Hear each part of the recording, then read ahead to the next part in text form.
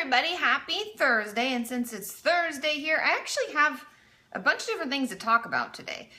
So let's get going, right? The first thing is, I've started to think that our community is growing, and I know that a lot of you help each other, like in the comments, you talk amongst yourselves on KatiMorton.com, on my website, you do the same, and you really help each other. And I was thinking, what should we call ourselves as a community? You know, like Miranda Sings has the Murfandas, and PewDiePie has the Bros, and you know, Hannah Hart has the Heartosexuals.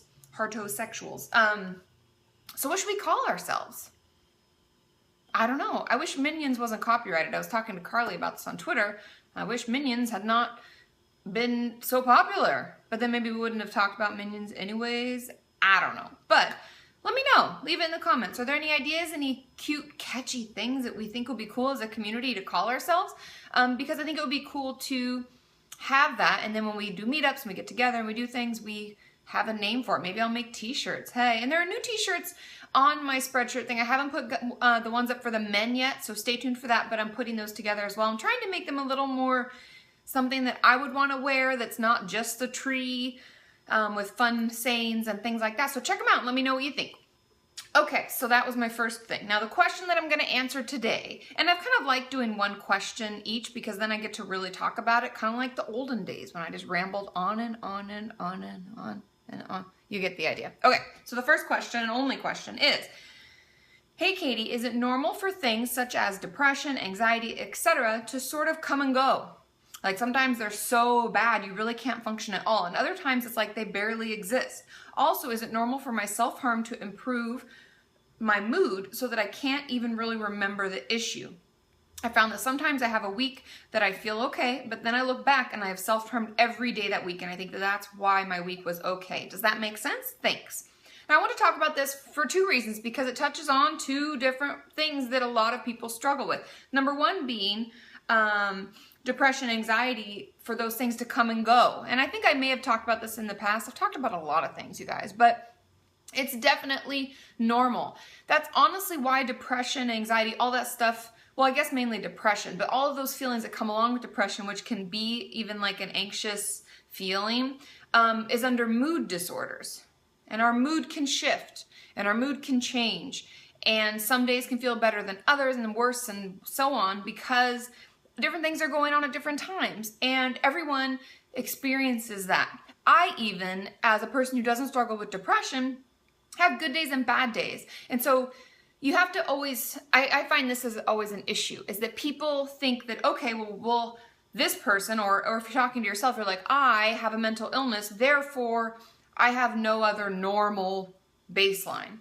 But that's wrong, because even though you have a mental illness, let's say you struggle with depression, you're still going to have the normal person ups and downs and good days and bad days. Yours may just be amplified by the fact that you struggle with depression. And so taking that into consideration and thinking, well, do other people have this? And like, do they talk about it coming and going? Like, does my best friend have good days and bad days? Or is it normal for some people to feel really good and then feel really bad? And the answer is yes. It varies day to day, moment to moment. Okay? Second part of this question, another reason why I thought it was really cool to answer it, is it normal for my self-harm to improve my mood so I can barely remember the issue? Yeah, hello, it's a coping skill. I don't mean that as like a duh, but that's the truth. That's what we talk about all the time. I think often people forget that we use things that are unhealthy, like drugs, alcohol, self-harm, eating disorders, exercise to the max, like over-exercise. And obviously some exercise is good, but we use those things as coping skills, and they're detrimental to us, but they help in the moment. And sometimes they don't even help anymore, and they're still hanging around, and we're like, why the fuck are you still here? But it's definitely there for a reason. It serves a purpose. And for you, whoever asked this question, it improves your mood, and it makes so you don't even remember the issue. Ta-da, coping skill is working, but you really don't like it. And that's why we have to replace our eating disorders, our self-harm, our alcoholism, whatever it is. Why it's so important to replace it with a healthy one. And yes, it may take like 10 healthy ones to even barely get to the point where you're like, okay, I can tolerate it.